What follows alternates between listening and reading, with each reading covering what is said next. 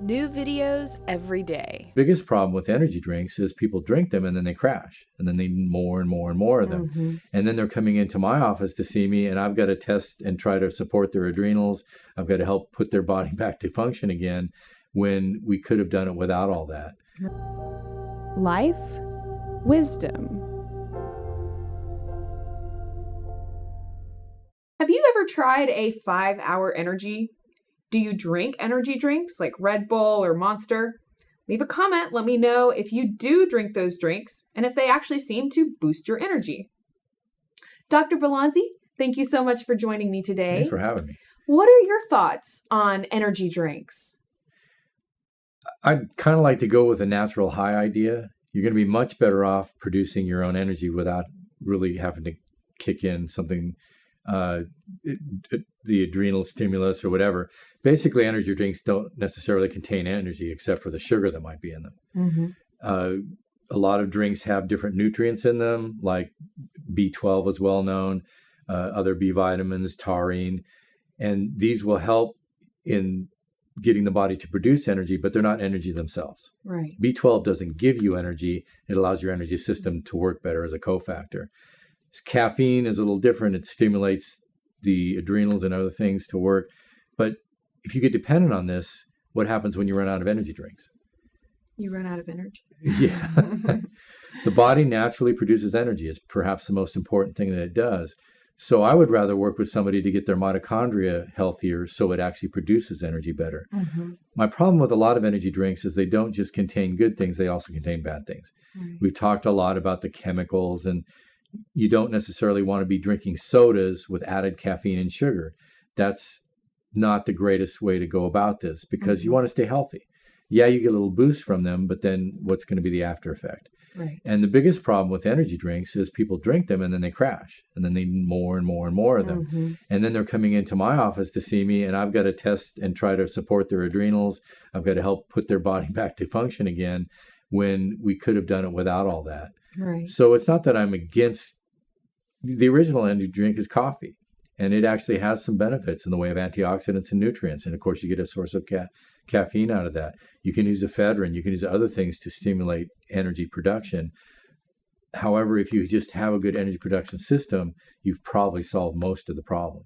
Right. And it sounds like actually using coffee or whatever stimulant in the long term, consistently actually, disables us from being able to produce the energy that we need. And you talked about that in a video that we did specifically on stimulants and adrenal fatigue, for instance. Yeah, a lot of people will drink coffee, or I don't want to pick on coffee alone because caffeine is probably the common thread through most of the energy drinks. The thing is that people get almost an addiction to the caffeine to a point where they have withdrawal symptoms, especially headaches, if they try to get away from it. That's not a good situation. If I use a little bit of it to just push, I could probably see that because we know it can enhance performance mentally and physically, and you could get, let's say, a bit of a benefit from it.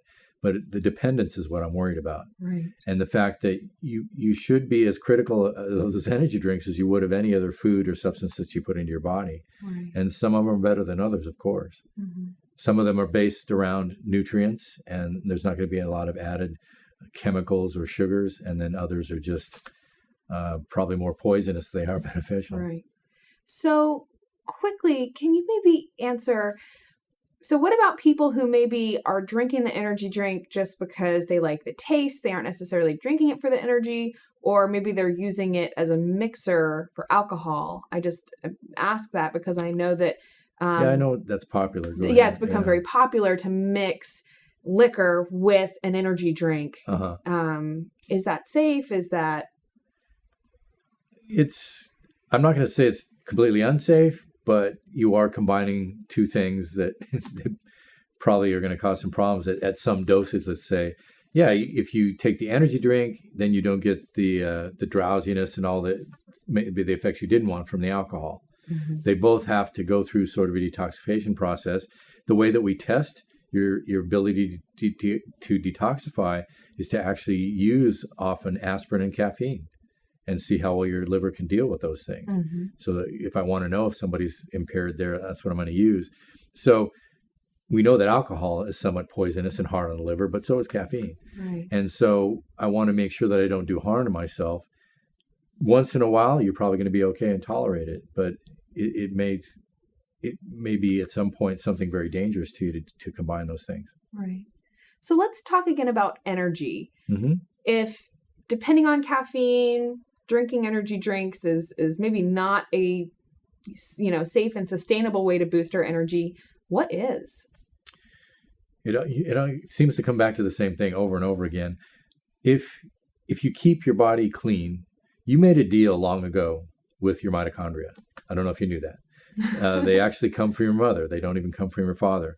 But we believe that when we were all one-celled organisms, that the mitochondria joined us. And one of the parts of the contract that we're supposed to abide by is to keep a clean environment for them. My point is they're very susceptible to toxins. Mm-hmm. And as we eat all these things and get them in their body, it impairs how well our mitochondria can function. And that's where our energy comes from. Wow. So we've got to take care of them. We actually agreed to do that long ago.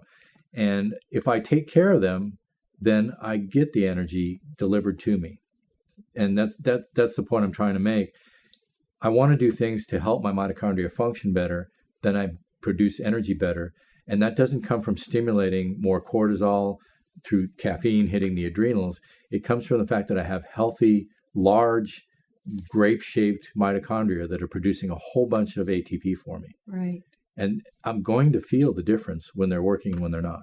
Mm-hmm. So we work a lot in the clinic on mitochondrial health. And there are many things that can help support and protect the mitochondria, even increase their number, increase their size, and how well they function. Wow. So I want to be somewhat have physical activity, so I stimulate them to work better. I actually want to have some free radicals so that they get better at dealing with the free radicals and stimulate my body to make more antioxidants. Mm-hmm. But my mitochondrial health really is something that the whole body looks at. Your cells themselves look to the mitochondria. And when the mitochondria is not healthy, we've even found that the cells will begin to commit suicide. Right. Apoptosis. Right. So, and they're using the mitochondria as their gauge. Oh, my mitochondria are sick. It's time to go. Right. So I want to do anything I can to support my mitochondria. And that means a clean environment and good nutrients. Wow. So to me, that's a better plan than, okay, I've got a refrigerator full of drinks. Right. What about blood sugar? One thing that, I've read a lot about is how another thing that's going to affect our energy is our blood sugar metabolism and Mm-hmm. how effectively our body can metabolize the sugar that we are ingesting and making sure that we don't have elevated levels of sugar in our blood for a consistent amount of time.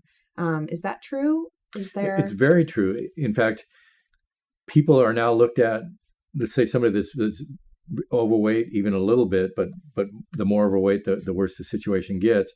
And not everybody overweight contracts diabetes, but many diabetics are overweight, and they're calling it an energy deficit disorder. And you've got this person carrying around all this energy in the way of fat, but they can't access it and they don't use it. Mm-hmm. And they're taking in sugar that they don't have any control over. They've lost control of when you're diabetic. So suddenly I can't control the amount of sugar. It's doing damage itself. If I try to control it, I try to put out more insulin to do so. I probably take my sugar too low. In a way, I've lost my ability to make energy, and I'm going to feel the difference. I'm going to be very fatigued. I'm not going to be able to even run my systems normally. So I'm going to have a lot of health problems because of it. Right, certainly. And, we live in a day and age where most people are not only consuming a lot of sugar itself in the Mm-hmm. form of refined sugar, Thinking and that's energy, yeah. things like that, but also the refined carbohydrates, which are really going to spike up our blood sugar. I've talked a lot about spiking our blood sugar on Psychetruth, because I know it's a consistent problem, not Mhm. only with weight gain, but also with energy. But I think it's interesting that you point out that, well, if your body is functioning the way it's supposed to, and you have general health and proper function throughout your body, then your energy levels are going to be taken care of by that. Exactly. Your body is going to create the That's the energy that point. you need. Yeah. Now, maybe I'm somebody who does shift work, and I'm going to miss myself because of that. Hormone changes. I'm going to change my daily cycle. I'm not going to sleep well. However, that's a way to overcome that. Mm-hmm. But again, a dependence on energy drinks is not the best answer. Right. There's much better ways to go about this, to actually have the body produce its own energy on its own. And in terms of, maybe a way that we can kind of recap what we've said here, give a take-home message for what we're discussing, what kind of advice maybe would you give to somebody who does depend on 5-hour energies and energy drinks, and maybe now they're looking at, well, I can't just suddenly stop drinking them, I won't have any energy. What would you recommend? I would recommend changing lifestyle, and then it would be the same way with the pharmaceutical medication, because we do a lot of working with people that are on medications and finding a way for them to perhaps not necessarily need it. And most medications, that's a doable thing. It would be the same with the energy drink. Let's see what we can do to improve your function so that you don't need the drink. Right. So what are we going to do to make the mitochondria healthier? What are we going to do to allow the adrenal glands and everything else to function better? Mm-hmm. But it still comes back to very simple concepts of better food and actually, believe it or not, physical activity. Mm-hmm. Because as I use my body, it starts getting better at doing things through adapting. And there will be a point where I less and less do I have a need to even use the energy drink. Right. Thank you so much. This has been a very energizing discussion. Good. Thank you so much for watching. Please be sure to leave your comment and let me know how frequently you consume energy drinks and any topic requests or questions that you'd like us to cover in future videos. In the meantime, please subscribe to our Psychetruth channel. We're dedicated to helping you take control of your health and happiness. I'm Psychetruth Correspondent Corrina Rachel. Thank you so much for watching.